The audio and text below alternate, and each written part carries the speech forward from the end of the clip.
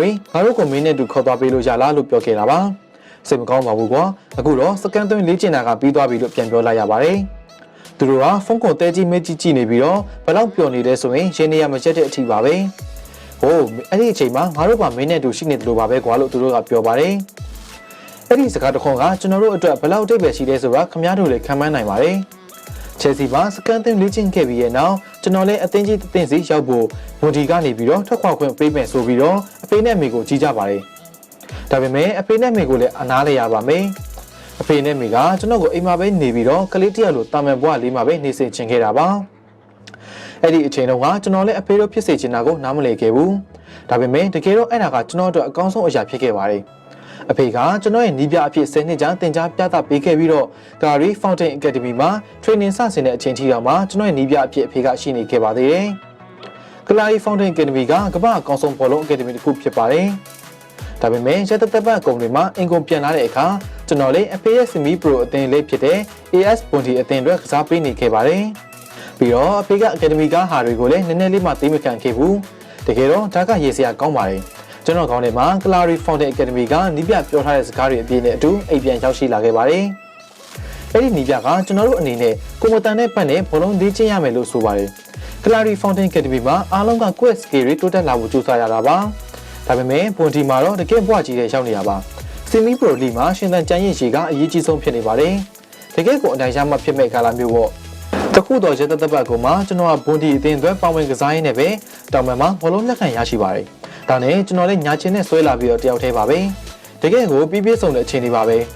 ဲဒီမှာ Gary Fountain Academy ကနီးပြပြောပြထားတဲ့စကားကခေါင်းထဲကိုအလိုလိုရောက်လာပါတယ်ကန်လီရန်လေးဘေချင်းနဲ့ပေးရတယ်ကွဆိုပြီးတော့ပေါ့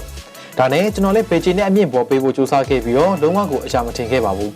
ပြန်မဲ့အသင်ကဘောလုံးရသွားပြီးတော့တပြန်တိုက်စစ်ဆင်ခဲ့ပါတယ်အဖေဆိုရင်ကျွန်တော်ကိုအသေးသက်မဲ့ပုံစံနဲ့ကြည့်ရတာပါပဲအခုချိန်ထိအဖေအော်ပြောခဲ့တာကိုနားထဲပြန်ကြားနေပါသေးတယ်ကယ်လီရန်ဒီမှာလာပြီး Gary Fountain Academy ကပြောစရာတွေကိုချပြဖို့ကြိုးစားမနေနဲ့ငါတို့ကအမှတ်ပေးပြန်ဝင်ကစားနေရတာမင်းလည်းဂျားရက်တဲ့ Gary Fountain ကကွင်းကောင်းလေးမှာကန်ရမှာပါပဲမပူပါနဲ့ဒါပေမဲ့အခုကဘော်ဒီမှာကစားနေရတော့လို့အဖေကပြောခဲ့ပါတယ်ကျွန်တော်လည်းဘယ်နေရာပဲသွားအဲ့ဒီသင်ခန်းစာကိုစိတ်ထဲမြင့်ထည့်ထားပါတယ်ကျွန်တော်ကောင်းတဲ့မရှင်းမလင်းဖြစ်နေတာကအဖေကသိလို့အောက်ချင်မလို့အောင်လုပ်ပေးခဲ့တာပါအဲ့ဒီနောက်အသက်14နှစ်ပြည့်မွေးနေ့မတိုင်ခင်မှာတော့ကျွန်တော်လုံးဝကိုအံ့အားသင့်သွားစေတဲ့အရာတစ်ခုဖြစ်ပေါ်စေခဲ့ပါတယ်ကျွန်တော်အဖေစီကို Real အသင်းတာဝန်ရှိသူတွေတူကဖုန်းဆက်လာတာဖြစ်ပြီးတော့အားလိုက်ရအတွင်း training ဆင်းဖို့ metric ကိုကျွန်တော်လာနိုင်မလားလို့ကန့်လန့်တာပါတကယ်ကို short ကြီးပါပဲဗျာဘာဖြစ်လို့လဲဆိုတော့အဲ့ဒီလူကြီးကအဖေကိုဇီးတန်းကခမားသားကစားတာကိုကြည့်ချင်နေလို့ပြောလိုက်တာကိုအဲ့ဒီအချိန်တုန်းကဇီးတန်းဟာ Real Madrid ရဲ့အားကစား trader လေးကျွန်တော်လေးလုံးဝကိုပြောသွားလို့တာပေါ့သွားဖို့လေတကယ်ကိုစံရထက်တန်နေခဲ့ပါတယ်ဒါပေမဲ့တကယ်တော့အဲ့ဒါကအရင်ရိုးရှင်းတဲ့ကိစ္စမဟုတ်ခဲ့ပါဘူးဘာဖြစ်လို့လဲဆိုတော့ကင်းထောက်တွေကကျွန်တော်တို့ကစားတဲ့ပွဲတွေကိုလာရောက်ကင်းထောက်လာပြီးတော့ကျွန်တော်တို့လည်းတခါတလေမီဒီယာတွေရဲ့စိတ်ဝင်စားခြင်းခံလာရလို့ပါပဲကိုကအသက်73နှစ်ပဲရှိသေးချိန်မှာတော့ဒါတွေကိုဘလို့မှကင်တွေထိန်းနိုင်မှာမဟုတ်ပါဘူးဖီးယားတွေကလည်းအများကြီးပဲကျွန်တော်မိသားစုကကျွန်တော်ကိုကာကွယ်ပေးခြင်းခဲ့ပါတယ်ဒါပေမဲ့ကျွန်တော်ရဲ့အသက်14နှစ်ပြည့်မွေးနေ့ရှိတဲ့ချက်သက်ပတ်မှာပဲအဲ့ဒါကတော့တကယ်ဖြစ်လာတာပါမိဘတွေက Real Madrid နဲ့အတူလက်တွဲပြီးတော့တုံးတဲ့သမျှလုပ်ပါတယ်ကျွန်တော်တို့မွေးနေ့လက်ဆောင်ဆိုပြီးတော့ပေါ့ကျွန်တော်လည်းအဲ့ဒီတော့ကမသိခဲ့ပါဘူးကျွန်တော်အတွက်လုံးဝကိုအံ့အားသင့်စရာပါပဲပြီးတော့ကျွန်တော်တို့ဘယ်သွားလဲဆိုတာကိုလည်းဘယ်သူမှမပြောခဲ့ပါဘူးငယ်ပေါင်းကြီးပေါ်တငယ်ချင်းတွေကမပြောခဲ့ပါဘူးဘာဖြစ်လို့လဲဆိုတော့အဲ့ဒီအချိန်တုန်းကကျွန်တော်အရန်ရှင်တုံပန်းတော့ဖြစ်နေခဲ့လို့ပါတကယ်လို့မျောလင်းထားတယ်လို့ဖြစ်မလာခဲ့ဘူးဆိုရင်သူတို့စိတ်ပြတ်သွားတာမျိုးမဖြစ်စေချင်လို့လည်းပါပါတယ်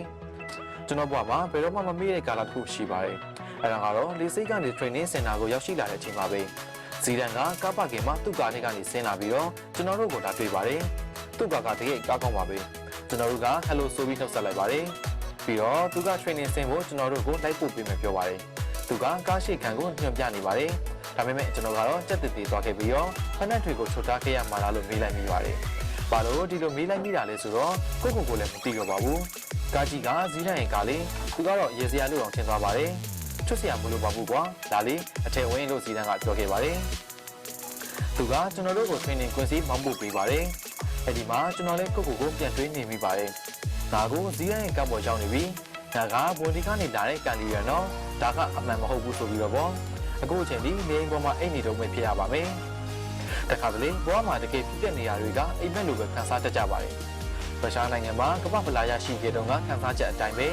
အမှတ်တရတွေအားလုံးထဲမှာလည်းကျွန်တော်ဘယ်တော့မှမမေ့နိုင်တဲ့အမှတ်တရတစ်ခုလည်းရှိပါတယ်။ဩစတြေးလျနဲ့ကစားခဲ့တဲ့အဖွင့်ပွဲစဉ်မတိုင်ခင်ဥမိန်နိုင်အောင်တဲ့လမ်းရှောင်းထွက်ဖို့စောင့်နေခဲ့ခြင်းပေါ့။ကျွန်တော်လည်းတမ်ပီလီကိုကြည့်လိုက်ပြီးတော့နှစ်စလုံးပြုံးဖြစ်ခဲ့ပါတယ်။ပြီးတော့ခေါင်းတွေလည်းခိုင်ရမ်းလိုက်ကြတယ်။ငါတို့ကိုကြည့်Ibras ကလာတဲ့လူနဲ့ပြီးတော့ပွန်ဒီကလာတဲ့ကောင်လေးနဲ့အခုတော့ငါတို့တွေကမ္ဘာဖလားစကန်နေရပြီလို့ကျွန်တော်ပြောဖြစ်ခဲ့ပါတယ်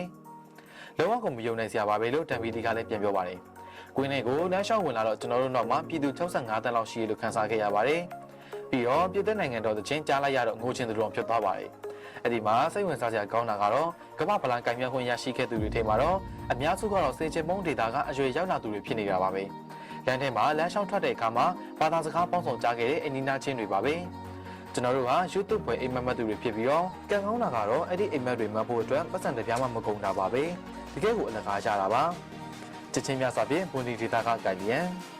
ဟုတ်ကဲ့ပါကျွန်တော်တို့ပြပြသွားခဲ့တာကတော့ကန်လီမဘီပြောတဲ့သူ့ဘွားသူ့အမတ်တရားအပိုင်းကစသိမ်းမိုင်ကိုပြည်သက်များနဲ့တင်ဆက်ပေးသွားလည်းဖြစ်ပါခင်ဗျ။ပြည်သက်များလည်းကန်လီမဘီရဲ့အကြောင်းကိုတော်တော်လေးကိုလည်းသိသွားပြီလို့ထင်ပါတယ်။တချို့အားပေးခဲ့ကြတဲ့ပြည်သက်များအားလုံးနဲ့ကျေးဇူးများတင်ရှိပါခင်ဗျာ။